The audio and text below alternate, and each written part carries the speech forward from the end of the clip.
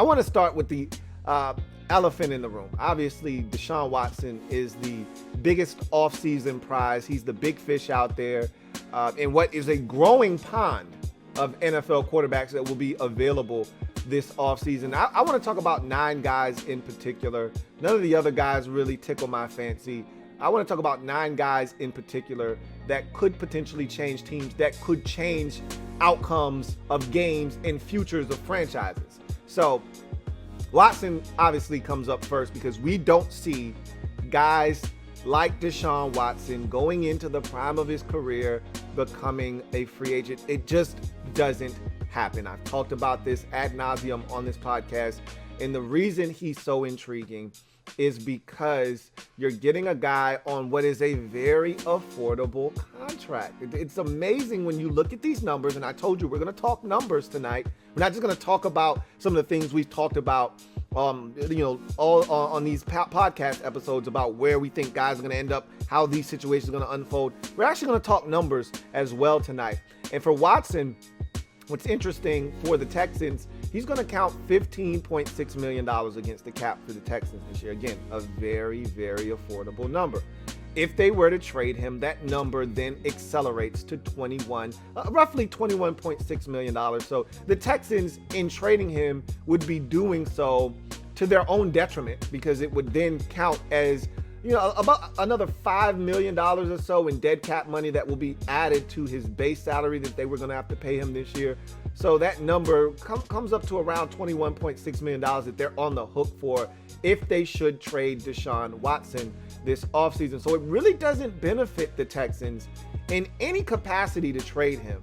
But again, if he doesn't want to be there, you don't want a guy that doesn't want to be there, you make the move if you're the Houston Texans. And again, you're going to absolutely break the bank over somebody's head. I mean, you're literally going to pull up the proverbial draft Brinks truck, back it up, and have them load up as many first-round picks as you can get before you drive off.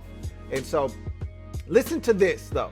If you're a prospective team out there and you're interested in procuring the services of one Deshaun Watson, this is what it looks like over the next essentially 4 to 5 years, okay?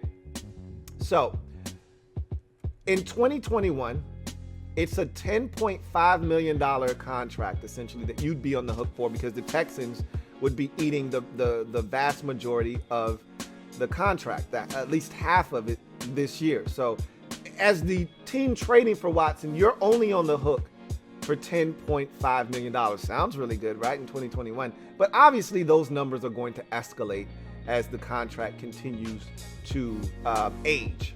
In 2022, you're on the hook for $35 million. In 2023, you're on the hook for $37 million. And in 2024 and 2025, you're on the hook for $32 million a piece in each season. So what that essentially amounts to, if you're trading for Deshaun Watson, is a 5-year, $146.5 million deal, which equals out to and averages out to $29.3 million per season. That's a bargain, okay? That's a steal when you're talking about an NFL quarterback contract for a guy in the top 5. That's a steal, is what we call that in the trade, okay? Now, understand that NFL quarterback contracts never make it to the end, okay, after we get past a rookie deal. When you're on your second or your third or your fourth, you never make it to the end of that deal, especially the second and the third deal. You never make it to that 5th year of that contract. You always get an extension before that happens. So you're probably not going to make it to those last 2 years, more likely than not, if he continues to play at the level that he's playing at. By the time he gets to that 2023 season, and he's making $37 million in that year, and he looks up and everyone's passed him on the quarterback pay scale totem pole, he's going to say, okay, enough of this. I need to be paid 50. By that time, the number per year will be up to around $47-50 million per year for quarterbacks. And he'll want his cut of the deal. He'll want his share. So those last 2 years of $32 million, probably not going to make it there. So let's just focus on the first 3 years. And your team's going to do whatever they want to do by the time you get to those final 2 years and extend them out. But let's just look at the first 3 years of this thing.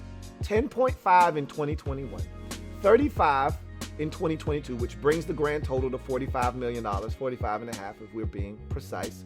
And then 37 million in 2023, which brings the total to $82.5 million over 3 years, which equals out to roughly, we're talking what?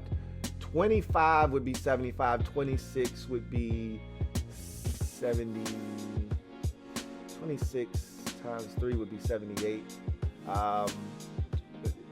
27 would be 81. So right around $27 million a year, roughly, give or take a couple $100,000.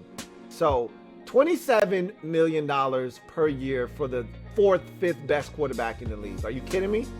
I mean, who wouldn't do that in a heartbeat? It's not the amount of money of the contract with Deshaun Watson that you're inheriting. That's not the problem when talking about trading for Deshaun Watson. It's the compensation that you're going to have to give up to get him. If you're willing to go above and beyond the call of duty to shell out what the Texans more likely than not will be asking for, you're going to find that there's a very affordable contract waiting for you on the other side of this thing. His health is something that also concerns me. You're talking about a guy that's dealt with some injuries and has torn his ACL in the league already once before. But if this guy stays healthy, we know what he is as a quarterback. And to get him for less than $30 million, whether you go 3 years or you go the full 5 years, to get him on a contract that's going to annually pay him less than $30 million a year, it's called stealing, is what it is. Now, again, it's not going to be stealing because you're going to have to give up a pretty hefty price to get him in terms of draft capital and maybe a player or two. But the contract that you're going to get that is attached to Deshaun Watson, very, very affordable. So that's interesting, okay? That's interesting. And I don't know what's going to become of that situation. It sounds like it's beyond repair, but I'm not giving up on the Texans finding a way to salvage this thing. It doesn't sound good, though. It doesn't sound good. And more likely, as I've mentioned to you, I think he's going to end up in the NFC. If you're the Texans, this Jets thing sounds really appealing. Why does it sound appealing? Because right away you get to replace Deshaun Watson. If you trade him to the Jets, and this is the only reason you trade him in the AFC, is if you can trade him to the Jets. Why? Because you'll more likely than not get 3 first-rounders for them. And that first one that you get from the Jets will be the second overall pick. So right away, you get to pick the successor. You get to pick the heir apparent to the throne. Right now, you get your guy of the future. You don't have to wait. If you trade him to the NFC, it doesn't matter who is interested. You're more likely than not coming away. You're more likely than not going to come away with your guy in the draft in 2021. Okay, if you trade him to San Francisco, if you trade him to New Orleans, you trade him to Washington, you trade him to Chicago, one of these destinations that is thirsty for a quarterback like Deshaun Watson in the NFC, you're not getting a top 5, you're not getting a top 10 pick more likely than not. Okay, don't know exactly where San Francisco is, but I'd bet any amount of money they're on the outside of the top 10. I don't think they're inside of the top 10. So if you are the Houston Texans and you have a choice between the Jets or any NFC team of your choosing, and let's assume that all things are equal. The teams in the NFC are willing to give up just as much as the Jets are. The only difference there is that the Jets can offer you, and they could offer Sam Darnold. If they really wanted to, they could throw Sam Darnold in the deal. And I would assume any trade of a big name quarterback to the Jets would include Sam Darnold, but it doesn't matter. You could throw him in there. They could not throw. They could say, nah, we're good. We don't want Sam Darnold. We just want your first round, draft picks for the next 3 years, and a 5th round pick in 2022. We're good on Sam Darnold. You can keep him. But at the end of the day, being able to draft the quarterback, outside of Trevor Lawrence, who's going to go number 1, being able to draft any quarterback that you like, that you so choose in the 2021 NFL draft is really appealing, if I may say so myself. It's almost too good to pass up if you're the Houston Texans.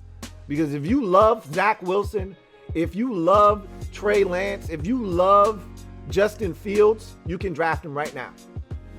He's yours. And you can start this thing all over again.